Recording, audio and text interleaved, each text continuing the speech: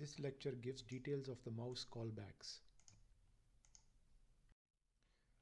We use the glut mouse func to define the mouse callback function. Here we have given the mouse callback function the name myMouse. This is a name that we have chosen for the callback function. And here we have defined the callback function with its input parameters. The first input parameter is the button, which could be the left, right, or the middle button. The second one is the state, and then the XY position of the location of the mouse cursor. So for button, we can check whether glut left button is depressed or is released, or whether glut middle button has been pressed or released, or glut right button has been pressed or released. These basically are integer values, but to avoid remembering the integer value for the left, right, and middle buttons, we use these constants. And the scroll wheel is basically given the integer values of 3 and 4, where 3 is for the, scrolling the wheel upwards, and 4 is for scrolling the wheel downwards, and each scroll is registered as a click. You will see this in more detail in your labs. State is either glut up or glut down. XY is obviously the location of the cursor, where the mouse cursor is located when the button is pressed. Now, one thing to remember is that the mouse position is given with respect to this origin, the 0, 0 coordinate of the window, whereas the window is defined in terms of width and height, where height starts from the top. To get the actual location on the screen for the y value of the cursor, we will have to subtract y from h. So if y was 0, then we will get y is equal to h, which is the distance from the top to the bottom of the screen. And as y increases, it's a greater value that is subtracted from h, and hence the actual y value on the screen will decrease. So you need to put this part in your code to adjust the value of y so that it is in the screen coordinates. So how do you obtain the window size when the window is resized? This can happen during the execution of the program. We might drag the window corner and change its size. Changing its position will not vary its size, but dragging the window to vary its aspect ratio will change the size of the window. And that new size of the window is basically passed on to the reshape callback. So we can get the new value of the window from the reshape callback function, and we can define a global variable where we keep the size of the window, and from that global variable we subtract the current value of y to get the screen coordinate value of y. We will look at this in detail soon.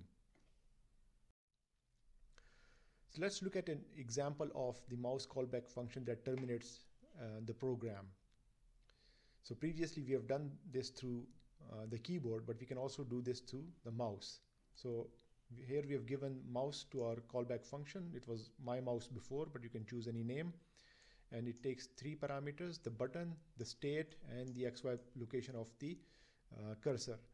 We don't have to use all these input parameters. We can use some of them only. For example, in this case, we have only used the button parameter, and we are checking if its value is the right button, and the state, and we're checking here if the state is down, so glut down.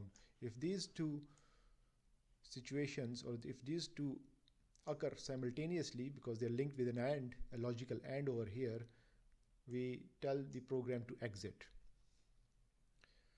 Notice that we have ignored the XY parameters in this case. So in the next example, we show how to draw a small square at the location of the mouse each time the left mouse button is clicked. This example does not use the display callback, but since one is required by glut, we will use the empty display callback function, such as this. So here is the example. We've given it a name myMouse, and the 3 input parameters, button, state, and the XY locations.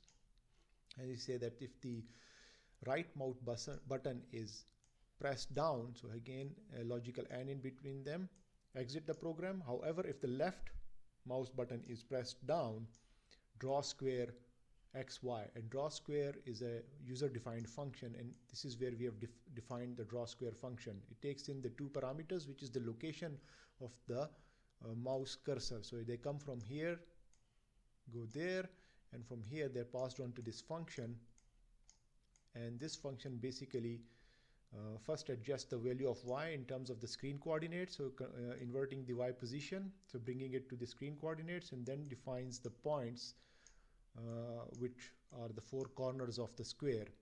And size is some global parameter, global variable. H is also a global variable, and I is also a global variable, because we want to keep track of the number of points that we have gathered so far, and we will connect 4 points to draw a square. So note that in the draw square function, variable h is a global variable. So using the motion callback, we can also draw squares or perform any other action.